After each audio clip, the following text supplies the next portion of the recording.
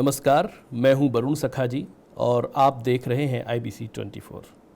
आमतौर पर इंटरव्यूज़ में हम ये कहते हैं कि आज हमारे साथ हैं फलां, पर आज हम ये नहीं कहेंगे। आज हम कहेंगे आज हम उनके साथ हैं, क्योंकि ये इंटरव्यू ख़ास है।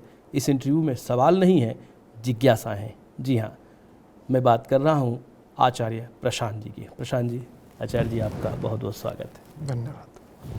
प्रणाम करते हुए मैं आपका स्वागत करता हूं दर्शकों की ओर से, IBC 24 की ओर से। आपने हमको ये मौका दिया। अभी के दौर में स्पिरिचुअल एक बहुत ही ऐसा कंटेंट है जिसकी बहुत ज़्यादा इस समय खपत है और अलग अलग हैंडलर्स से वो बहुत बड़ी संख्या में है भी उपलब्ध।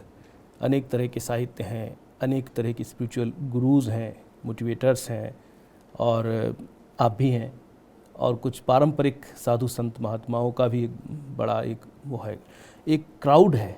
इस क्राउड में आचार्य प्रशांत जी को हम कैसे अलग पाते हैं? नहीं, उद्देश्य अलग होना नहीं है, उद्देश्य खरा होना है। अगर 100 लोग खरे हो पाएं तो इसमें कोई बुराई नहीं है। कोई आवश्यक नहीं है कि कोई एक ही अलग खड़ा हो, बल्कि बहुत अच्छा है कि सही बात करने वाले, अंदर की बात करने वाले बहुत सारे लोग हो जाएं। उस प्रकार का अगर एक समुदाय ही खड़ा हो जाए, जिसको आप भीड़ भी कहना चाहो तो कह लो भले, पर अगर वैसे लोगों की संख्या बढ़ती है तो ये बहुत अच्छी बात है। देखिए, विशिष्ट होना अपने आप में कोई बहुत बड़ा मूल्य नहीं होता है जी, है ना। तो विशिष्ट होना कई बार बस अहंकार को अच्छा लगता है कि सब एक तरह के हैं और मैं उनसे अलग हूँ, तो इसमें कोई बहुत मूल्य नहीं है कि अलग हूँ। हाँ, ये जिज्ञासा, ये जांच पड़ताल लगातार करती रहनी पड़ती है कि मैं अंदर का हूँ या नहीं, क्योंकि समाज में ही रहने का एक तरीका ये होता है कि भीड़ के साथ चल दो, और समाज का ही ध्यान आकृष्ट करने का एक तरीका ये होता है कि अपनी दुकान ज़रा सबसे अलग किसी कोने में लगा लो और वहाँ दावा करो कि ये दुकान अलग है और इसीलिए ये दुकान सच्ची है। तो वो दोनों एक ही बात है। कोई भीड़ के साथ चल रहा हो और कोई भीड़ को देखकर कहे कि मैं तो भीड़ के विपरीत चलूँगा।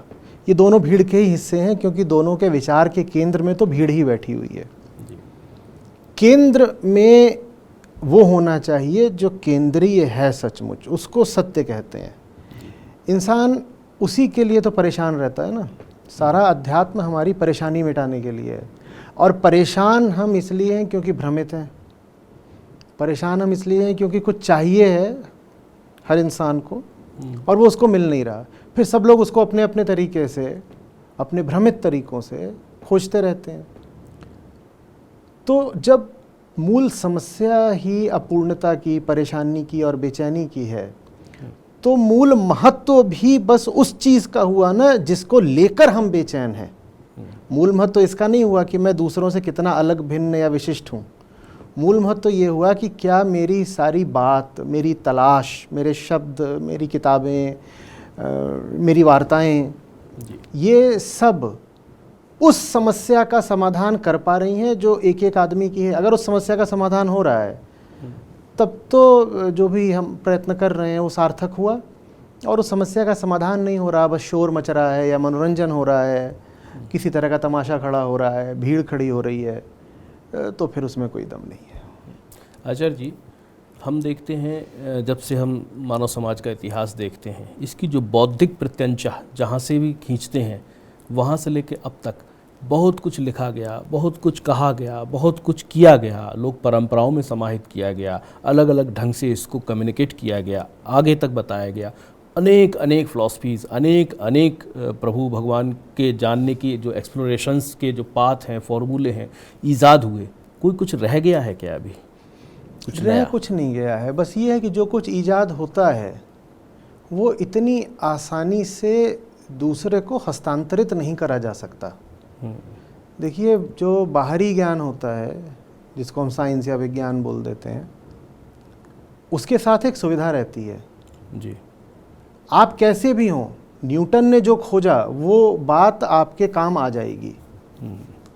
फ़र्क नहीं पड़ता कि आपका अंदरूनी मौसम कैसा है, आपकी अपनी ईमानदारी कैसी है, पर न्यूटन की जो खोज है वो आपके भी काम आ जाएगी, है ना। तो विज्ञान में सुविधा है। हम जो अतीत के महामानव हैं उनके कंधों पर खड़े हो जाते हैं, हमारी ऊंचाई बढ़ जाती है। ये विज्ञान में सुविधा रहती है। अध्यात्म में वो सुविधा नहीं रहती।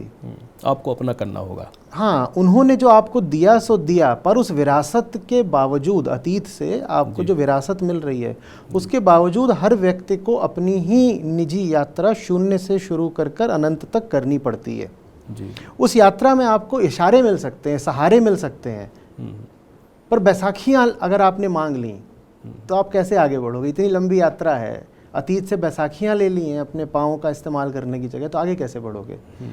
तो इसलिए ये हो जाता है कि बहुत आपकी समृद्ध परंपरा रही हो, उसके बाद भी आप पा सकते हो कि 140 करोड़ लोगों के देश में शायद 40 लोग भी वास्तव में आध्यात्मिक ना हों। और इस बात पर लोगों को सदा से बड़ा अचरज रहा है कि यह कैसा हो जाता है कि ये ऋषियों मुनियों की पुण्य भूमि रही है, संतों ने यहाँ गीत गाए हैं, और विश्व के आधे जो धर्म हैं वो तो लगता है जैसे भारत भूमि से ही उदित हुए हैं जी। जो धर्म यहाँ से उदित नहीं भी हुए उन्होंने यहाँ आश्रय पाया है बाहर से आके, तो ये तो हमारी मिट्टी ही धार्मिक है।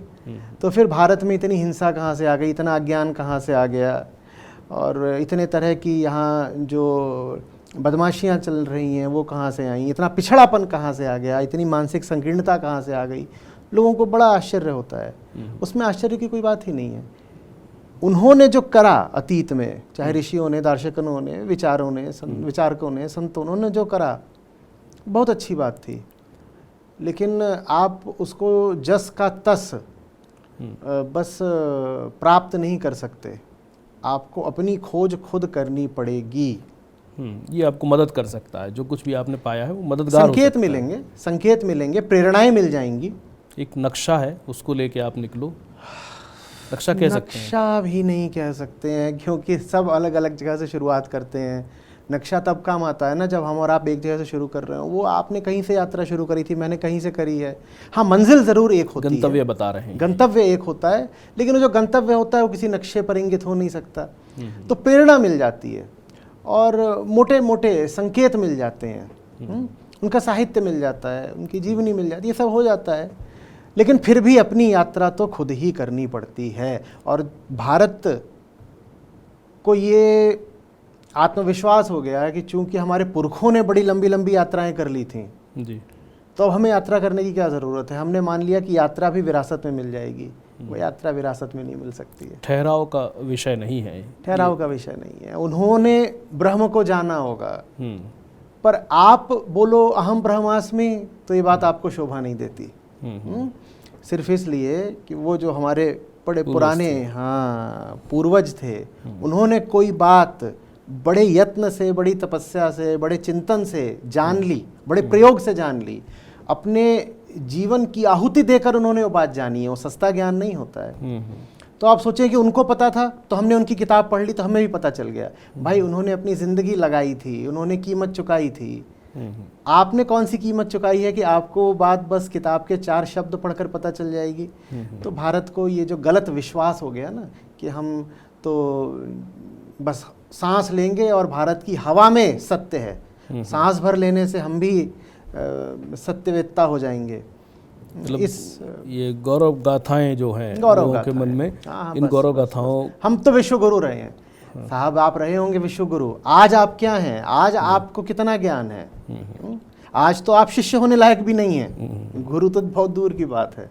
ये यात्रा कहाँ से, सही शुरुआत इसकी क्या होनी चाहिए? जिस दिन दर्द उठे भीतर, उस दिन शुरुआत हो जानी चाहिए।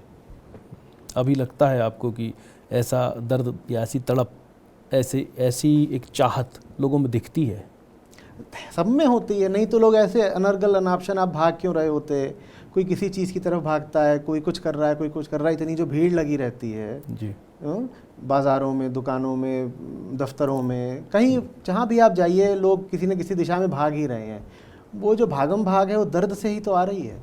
कभी ऐसा हुआ है आचार्य जी कि किसी आपके फॉलोअर ने या किसी आपके मानने वाले ने कोई ऐसी बात कही हो जिसको सुनने के बाद आपको भी बहुत अधिक बार सोचना पड़ गया हो उस विषय पर? सोचना तो नहीं पड़ता, हाँ मैं एकदम अचरज में ज़रूर कई बार पड़ जाता हूँ।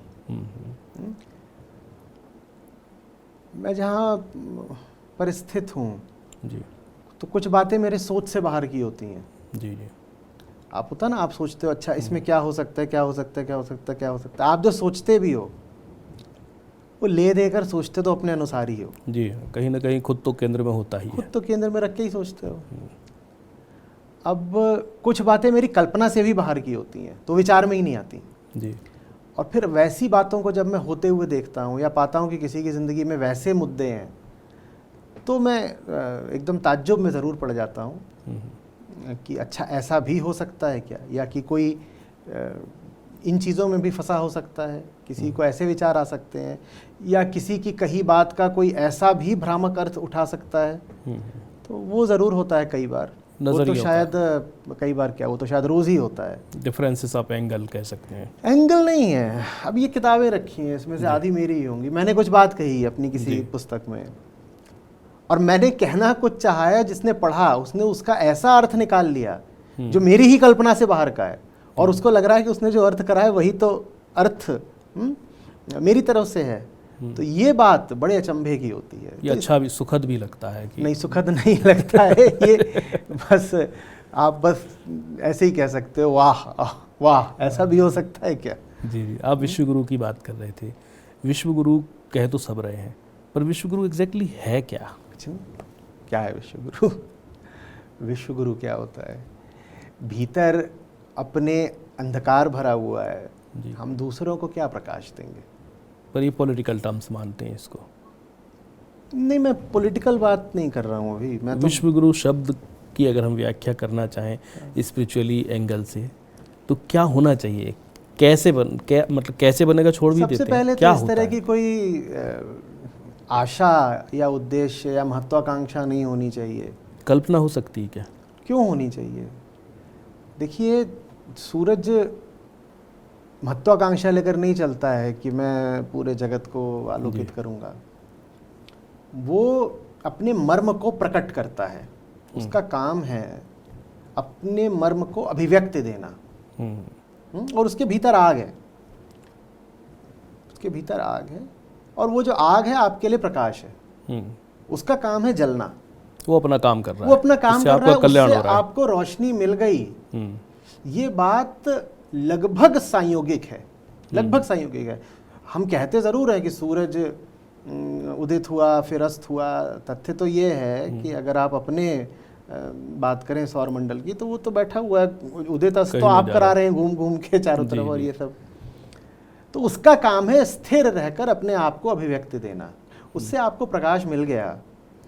ये बात जो है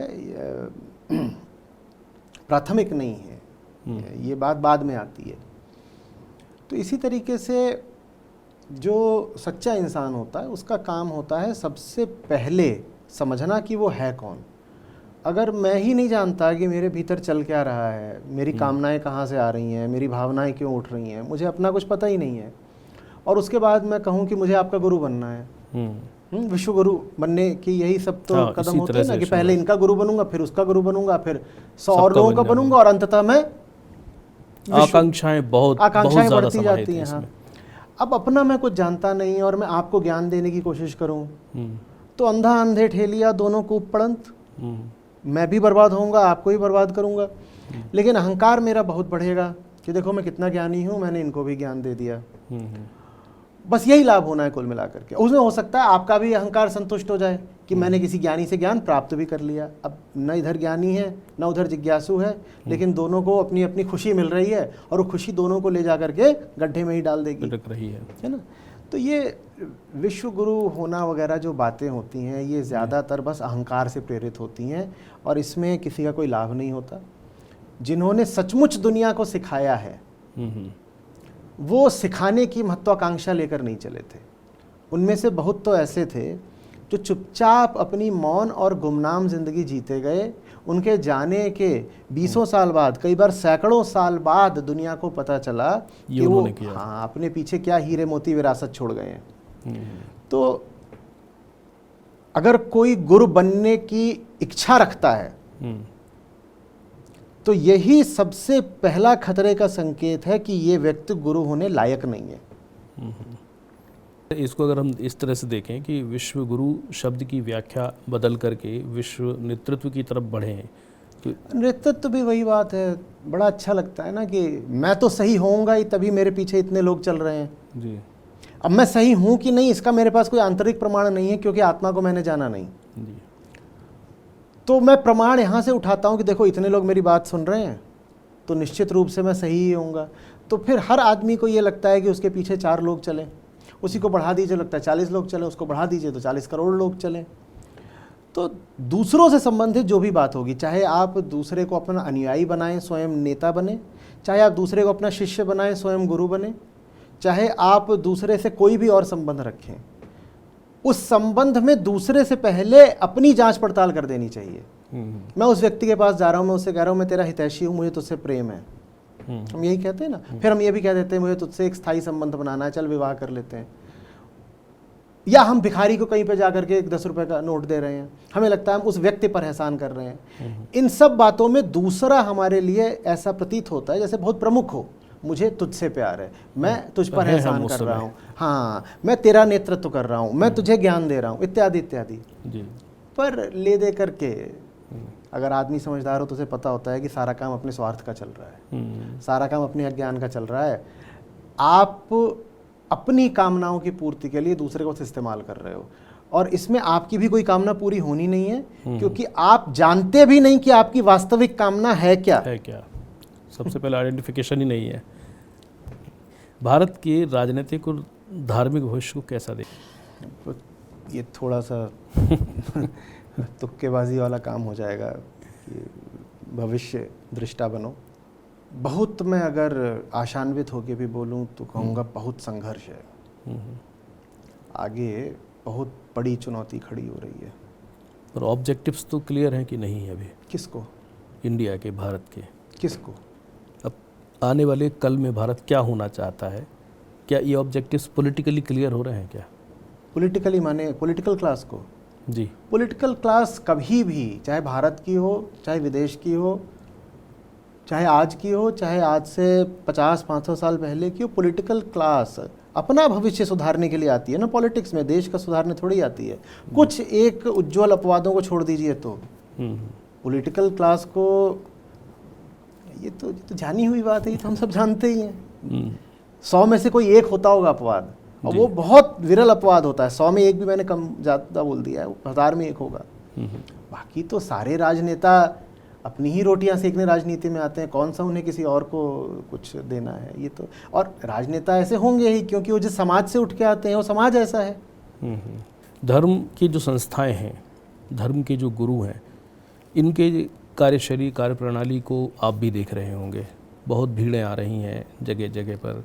कई बार सवाल भी होते हैं कि किसी एक जल से या किसी एक माला के एक मनके से कुछ ऐसे चमत्कार हो जाते हैं या होते हैं या नहीं होते हैं, पर लोग विश्वास करते हैं। आचार्य प्रशांत कैसे इस पर उजाला डाल पाएंगे? विश्वास है भौतिकता पर जी, विश्वास है भौतिकता पर। इसका कैसे चलता है समझिएगा जी। आपने वो घड़ी पहन रखी है, क्या आप जानते हो काम कैसे करती है? आप नहीं जानते, पर वो काम कर जाती है जी, और वो आपको कुछ भौतिक सुख दे जाती है। एक घड़ी है, एक वस्तु है, बस आपकी कलाई पर बंधी है और किसी ने आपसे बोल दिया कि जो समय दिखा रही है सही दिखा रही है, और बहुत लोगों ने माना इस बात को कि वो जो घड़ी दिखाती है सही समय दिखाती है, घड़ी उपयोगी चीज़ होती है। आप स्वयं नहीं जानते कि उसके भीतर क्या है, काम कैसे करती है। आप स्वयं ये भी नहीं जानते कि उस समय वास्तव में सही है कि नहीं, क्योंकि समय भी एक तरह से एक सामाजिक सिद्धांत है। सब लोग अगर मान रहे हैं कि ये समय है तो वही समय है, और एक सामाजिक कंसेंसस बना करके समय बदला भी जा सकता है। टाइम जोन चेंज कर दीजिए, नोटिफाई कर दीजिए, समय बदल जाएगा। ठीक है। उसी इस बात को आगे बढ़ा करके हमसे कह दिया जाता है फलाना फल है, और पूरा समाज मानता है कि ये जो फल है इसको गले में लटका लो तो लाभ हो जाएगा तुमको, तो हम भी गले में लटका लेते हैं। बात समझ में आ रही है? हाँ जी। तो ये खेल पूरा भौतिक है। हम मानते हैं किसी भौतिक वस्तु से हमें सुख मिल जाएगा, और हमें भौतिक ही सुख चाहिए। तो भौतिक वस्तु से भौतिक सुख अगर कलाई में बंधी घड़ी से मिल सकता है, तो दूसरे हाथ में पकड़े हुए फल से क्यों नहीं मिल सकता? ये कुल मिलाकर के अंधविश्वास का तर्क होता है। एक अंधविश्वास का आयाम है उसका एक। हाँ, उसमें भी तर्क होता है ना। आप कह देंगे कि तर्क कोई है ही नहीं तो बात बनेगी नहीं, पर वहां भी तर्क होता है, और वहाँ तर्क यही होता है। सारा जो तर्क है वो हमारी जो भौतिक लिप्सा है और अज्ञान की भीतर छटपटाहट है, बेचैनी है, वो कुछ पा लेने से, चाहे घड़ी हो, चाहे गाड़ी हो, चाहे प्रतिष्ठा हो और चाहे परिवार हो, ये सब खड़ा कर लेने से हमारी छटपटाहट भीतर की दूर हो जाएगी। वही भौतिकता अध्यात्म में भी एकदम आ चुकी है, उसने लील लिया अध्यात्म को। हमारा आज का अध्यात्म उतना ही भौतिक है जितना कि कोई शॉपिंग मॉल। शॉपिंग मॉल आपको घड़ी बेच देता है ये बता के कि इससे लाभ हो जाएगा। घड़ी से तो चलिए फिर भी लाभ होता है, आपने कहा मैंने समय देख लिया। शॉपिंग मॉल आपको कोई शर्ट बेच सकता है ये बोल के कि ये पहन लोगे तो कंप्लीट मैन बन जाओगे। आपके पास बहुत सारी शर्ट पहले से थी, ठीक है, लेकिन फिर भी आपको उस ब्रांड की शर्ट चाहिए क्योंकि उसने आपको बता दिया कि ये पहन लोगे तो कंप्लीट मैन बन जाओगे। आप वो शर्ट खरीद लेते हो। वही कंप्लीटनेस अध्यात्म भी आपको दे रहा है ये बोल करके कि लो ये फल खा लो, ये अंगूठी पहन लो, कुछ और, ये भभूत मल लो, कुछ और कर लो, या फलानी जगह पर चले जाओ। जगह भी तो सारी भौतिक होती है ना। फलानी जगह पर चले जाओ तो तुम्हारी सारी कामनाएं पूरी हो जाएंगी। तो लोग जाकर मन्नत मांगते हैं। कहते हैं यहाँ जो आता है इस दरबार में उसकी सारी कामनाएं पूरी हो जाती हैं, और फिर उस जगह का बड़ा नाम होता है। क्यों? क्योंकि वहाँ की सारी आपकी, कहा जाता है, कामनाएं पूरी हो जाती हैं। कामनाएं, तो कामनाओं का खेल चल रहा है, और कामनाएं तो सब भौतिक ही है, ऊपर ऊपर से। तो अध्यात्म भी एक बाजार है, और वो भी आज भौतिक है।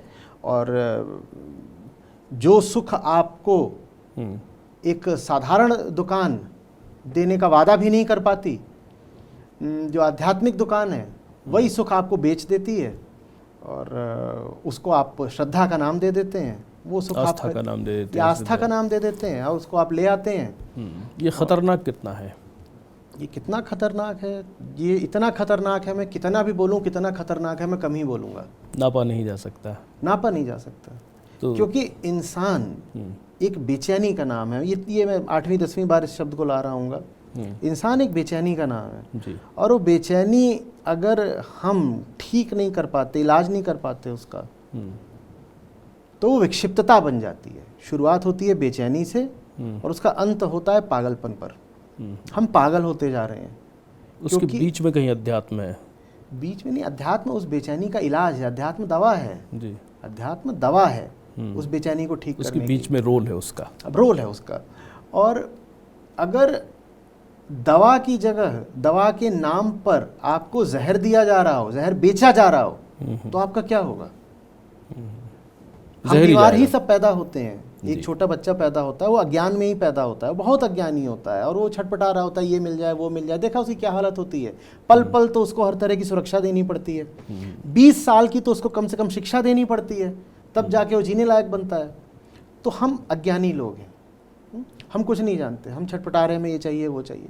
जो हमें चाहिए उसकी जगह हमको दे दिया जा रहा है कि कभी ये माला पकड़ लो, बिंदी पकड़ लो, टिकली पकड़ लो, अंगूठी पकड़ लो, या फिर जो कॉरपोरेट वर्ल्ड है वो हमसे कह रहा है कि तुम डॉलर पकड़ लो, तुम प्राइवेट यार्ड पकड़ लो, तुम और नए नए तरीके की चीज़ें, हाँ ये कर लो वो कर लो, 50 तरीके की चीज़ें कर लो।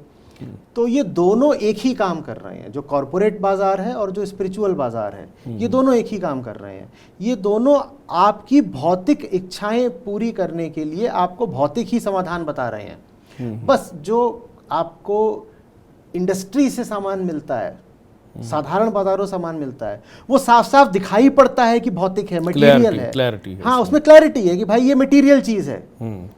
अध्यात्म में और ज्यादा धोखाधड़ी है, क्योंकि वहां पर मटेरियल चीज को मिस्टिकल बताकर बेचा जा रहा है। आपको डोसा बेचा जा रहा है, ये बोल कर डोसा है खाने का, बस आपको ये नहीं बता रहे ना कि सिर्फ डोसा है, आपको बोल रहे हैं ये जो है ये बड़ा जो है ये आध्यात्मिक डोसा है, ये दैवीय डोसा है, ये डोसा तुम खाओगे तो तुम पता नहीं क्या हो जाओगे।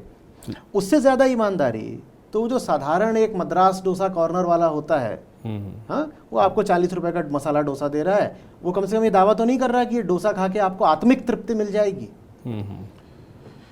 तो बाज़ार सजे हुए हैं और उन बाज़ारों में हम ख़रीदारी कर रहे हैं बिना ये जाने कि हमें चाहिए क्या। भीतर की जो बीमारी है वो बढ़ती जा रही है, हम उल्टी पुल्टी चीज़ें खरीद करके अपना घर भरते जा रहे हैं। तो ये इससे निपटा कैसे जाए कि एज एन इंडिविजुअल क्या उसको अपने अलर्ट्स रखने चाहिए, क्योंकि बाज़ार में तो धुंध है। अलर्ट सबसे पहले तो अपने प्रति होना चाहिए कि सारी खरीदारी की शुरुआत तो मेरी ज़रूरत से होती है ना। सबसे पहले तो मुझे ये पता हो कि मेरी ज़रूरत वास्तव में है क्या। अगर मैं ये जानते ही नहीं मुझे क्या खरीदना है तो मैं बाज़ार क्या करने गया हूँ। आत्मज्ञान इसी को कहते हैं, स्वयं को जानना, अपनी अपूर्णता को जानना, भीतर किस चीज़ का खालीपन बैठा है उसको जानना, अपनी ज़रूरत पहचानना। जब आप अपनी ज़रूरत पहचान जाते हैं तो फिर आप सही कर्म कर पाते हैं, ये कर्मयोग होता है। तो इसमें इस प्रोसेस में अपने अंदर की ज़रूरतों को जानने के प्रोसेस में क्या कोई भौतिक गुरु की भूमिका भी हो सकती है? बिल्कुल हो सकती है। किस तरह से? भाई आपको स्वयं को जानना है, आपके लिए बहुत बहुत आवश्यक महत्वपूर्ण काम है। जो चीज़ मेरे लिए ज़रूरी होगी उसमें मुझे जहाँ से भी थोड़ा सहारा मिलेगा, रोशनी मिलेगी, मैं लूँगा ना। और जहाँ कहीं मुझे दिखाई देगा कि बातें बड़ी बड़ी हो रही हैं लेकिन वास्तव में कोई सहारा मदद आ नहीं रही, वहाँ मैं आगे बढ़ जाऊँगा।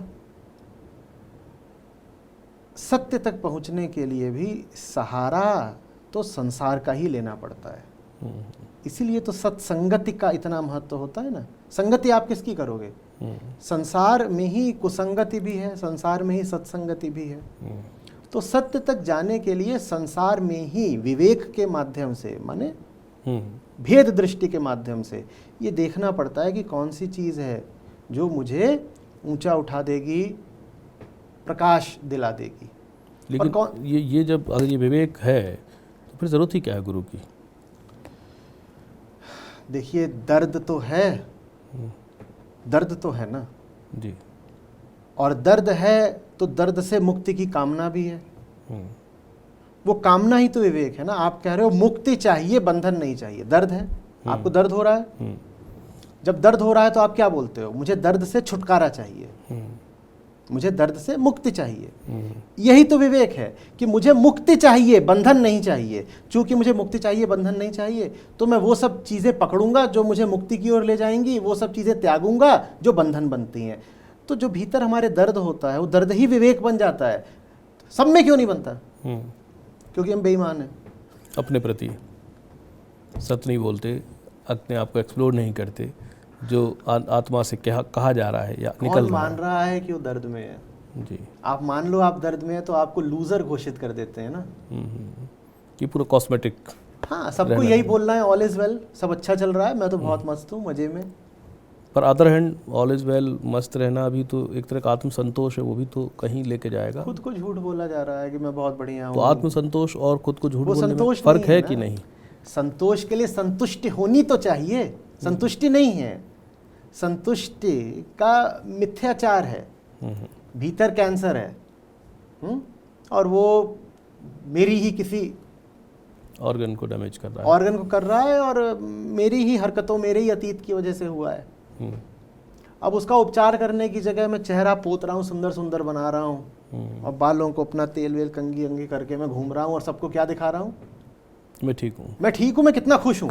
और भीतर जो है मैं मर रहा हूँ दर्द से। रहा है वो। हाँ, लेकिन मुझे दूसरों को दर्शाना है। क्यों दर्शाना है? क्योंकि मैंने ये गलत मूल्य पकड़ लिया है कि मेरी हस्ती दूसरों से है। तो अगर मैंने दूसरों को प्रभावित कर दिया, उन्हें प्रमाणित कर दिया कि मैं बढ़िया हूं तो मैं बढ़िया हूं, दूसरे अगर मान गए मैं अच्छा हूं तो मैं अच्छा हूं, ये गलत मूल्य है, ये गलत दर्शन है। यही तो अनात्मा है ना, स्वयं को न जानना, स्वयं को झूठा जानना, स्वयं के बारे में संसार से छवि उठाना, इसी को अनात्मा कहते हैं। तो सारा अध्यात्म आपको आपके उस सत्य की ओर ले जाने के लिए है जो आपने दूसरों से उधार नहीं लिया है। लेकिन ये कितनी थिन लाइन है, इतनी बहुत बारीक सी फर्क लाइन है इसके अंदर कि आप दूसरों को अगर अपने में ही चले जाते हैं तो कई बार ऐसा नहीं हो जाएगा कि आप कुपमंडूक बन जाएंगे। हो सकता है कि आप उतना एक्सप्लोर ना कर पाएँ, बाहर से आई हुई चीज़ों से आप ज़्यादा बेहतर अपने आप को। कोई नहीं कह रहा है कि दूसरों से बात मत करो या दूसरों का विचार ना सुनो। बात ये है कि मैं दूसरों की बात किस लिए सुन रहा हूँ। सबसे पहले मुझे ये पता हो कि संसार माध्यम है अपने सत्य तक जाने का। संसार मेरा उद्देश्य, ऑब्जेक्टिव, एंड नहीं है। संसार मीडियम है। एंड क्या है? एंड इधर है। अब जब तक ये याद है कि एंड माने अंत, माने अर्थ, माने लक्ष्य, लक्ष्य भीतर है, उसके तरफ जाने का माध्यम बन रहा है संसार, तब तक कोई समस्या नहीं है। तब तक कोई समस्या नहीं। समस्या तब आती है जब हम अपने लक्ष्य ही बाहर सब स्थापित कर देते हैं। इन भ्रमों से कैसे बचा जा सकता है? क्या किया जा सकता है? या तो संयोगों पे आश्रित रहिए कि जिंदगी बहुत बड़ी ठोकर देगी और भीतर जितने हवा महल खड़े कर रखे हैं धराशायी हो जाएंगे। या तो संयोगों पे आश्रित रहिए, या फिर अपनी ही बुद्धि से, चेतना से आगे बढ़ कर के खोजिए कि कहाँ कहाँ मेरे भीतर रोग है और उसका किस किस विधि से उपचार हो सकता है। बुद्ध कहते हैं आत्म प्रकाश की बात करते हैं वो, तो आत्म प्रकाश जब है तो फिर बाह्य तत्वों की क्या ज़रूरत है? ज़रूरत तो कुछ नहीं है, पर ये बात हम अपने आप को बोल दें कि कोई ज़रूरत नहीं है, तो उससे हमारी बाहर को भागने की वृत्ति समाप्त थोड़ी हो जाती है। सारा ज्ञान अपने भीतर ही है, यही आखिरी बात है। लेकिन ये बात आप अपने आप को बोल भी देते हैं तो भी भागते तो आप बाहर को ही है ना। बाहर को भाग रहे हैं, इसका मतलब अभी कहीं ना कहीं ये मूल्य, धारणा, विश्वास आपने पकड़ रखा है कि सत्य बाहर ही है।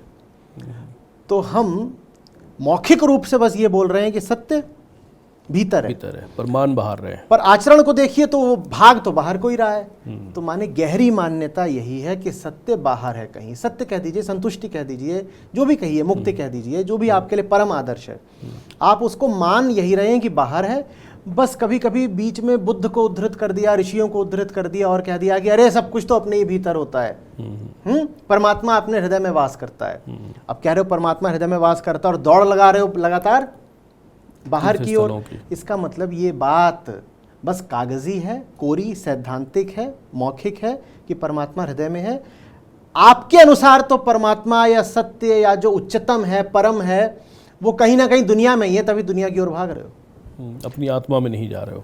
नहीं जा रहे हो। अगर सचमुच ये माना होता कि वो चीज़ यहाँ है तो दुनिया के सामने भिखारी जैसे थोड़ी खड़े होते। पिछले हजारों वर्षों में अनेक अनेक लोगों ने एक्सप्लेन किया ईश्वर को। सबसे ज़्यादा करीब किसको मानते हैं आप? ये बड़ा मुश्किल प्रश्न है क्योंकि सबके अलग अलग संदर्भ थे, सब अलग अलग सामाजिक स्थितियों में और समाज के कतिपय अलग अलग वर्गों से बात कर रहे थे। तो मैं विनम्रता के साथ इतना ही कह सकता हूँ कि मुझे सबसे ज़्यादा लाभ किन से हुआ है। तो संतों में संत कबीर हैं, उनसे मुझे जो आनंद मिला है वो अन्यत्र नहीं। उपनिषदों को पढ़ता हूँ तो मैं जग जाता हूँ, सजग हो जाता हूँ बिल्कुल। और कबीर साहब के पास जब आता हूँ तो वो कुछ ऐसा कर पाते हैं जो उपनिषद नहीं कर पाते। वो मुझे रुला पाते हैं, थोड़ा और व्यवहार में लेके आ जाते हैं, जैसे भी समझिए जी। तो लेकिन साथ ही साथ में इसमें ये नहीं कह रहा कि मैं जिनको पूजूं जी वही मेरे कहने के कारण सर्वश्रेष्ठ हो गए। आपके लिए सर्वश्रेष्ठ वो है जिससे आपको लाभ हो गया। तो मैं तो अनुग्रह के कारण, कृतज्ञता के कारण उन्हीं की बात करूंगा जिनसे मुझे लाभ हुआ है। मुझे वेदांत से लाभ हुआ है, मुझे संतों से लाभ हुआ है। और बाकी पढ़ने को तो मैंने अपनी जिज्ञासा के कारण पिछले 30-40 साल में जितना पढ़ सकता था लगभग सभी कुछ पढ़ ही डाला है। लेकिन होता है ना कि हृदय के तार कौन झंकृत कर रहा है, तो वो मैंने आपको बताया। कबीर जी आपके वो स्थिति क्या थी आचार्य जी? मेरे मन में भी एक जिज्ञासा है, लोग भी जानना चाहते होंगे। यूं ही तो कोई अपना PR कंपनी खड़ी कर ले, अपने आसपास प्रोडक्शन यूनिट्स लगा ले, डिफरेंट प्लेटफॉर्म है, थोड़ा सी अगर वो सोच सकता है, वो बोल सकता है, तो व्यूज़ तो आ जाते हैं। लेकिन आचार्य जी के जीवन में कोई ऐसा घटना तो हुई होगी, वो पल, वो क्षण, वो अवसर, वो समय क्या था जब एक जागृति मन में आई और नहीं मुझे सब छोड़ना है? बहुत सारे थे सक्सेसफुल हम बड़े नाटकीय लोग होते हैं जी। तो हम सोचते हैं कि जैसे किसी नाटक में 3 एक्ट प्ले में होता है जी। कि एक मोमेंट ऑफ रेकनिंग आता है ना, जब पार्श्व में घंटियां बजने लग जाती हैं और एक पल दिखाया जाता है, रोशनियां जलने बुझने लग गई, हाँ, और एक ऊपर से आसमानी जी। कुछ बोध उतरा और व्यक्ति का तत्काल आमूलचूल परिवर्तन हो गया, परिवर्तन दोनों हो गए, सब हो गया चेहरा बदल गया, आत्मा बदल गई, सब बदल गया उसका। तो हम उस तरह का कुछ नाटकीय सुनना देखना चाहते हैं। न वैसा किसी के साथ होता है, न मेरे साथ हुआ। जिनके बारे में उस तरह की कथाएं भी प्रचलित हैं, मैं विनम्रता से कहूँगा वो सिर्फ कथाएं हैं। ऐसा कोई एक पल नहीं आता, एक पूरी यात्रा होती है। और अगर आप पूछेंगे कि कौन सी चीज़ें होती हैं जो मुझे प्रेरित करती हैं या मुझे बिल्कुल आलोड़ित कर देती हैं, तो वो चीज़ें लगातार घटती रहती हैं, प्रतिदिन होती हैं, आज भी हुई हैं। आपसे बात करने से पहले भी कुछ हुआ है जिससे मुझे जीवन के बारे में कुछ और नया पता चल गया। और मैं चाहता हूँ कि आखिरी सांस तक मुझे नया नया पता चलता रहे। मैं सर्वज्ञ कभी भी नहीं होना चाहता। सर्वज्ञ हो गया तो जीऊँगा काहे के लिए।